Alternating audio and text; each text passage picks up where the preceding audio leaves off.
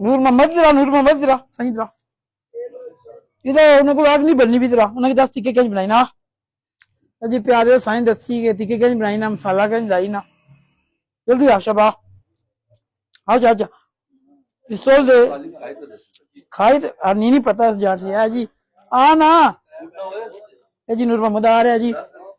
टिक्का किस तरह बनना है इधर आ इधर आ एक ही करना है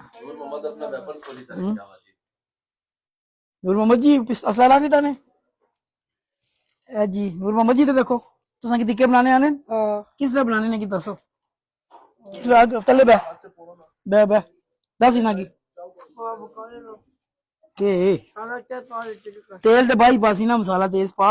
तले बह नहीं 10 कोला किस गरम होई ना करी ना ए पकड़ ला ला बीच ना पड़ा नहीं ए जी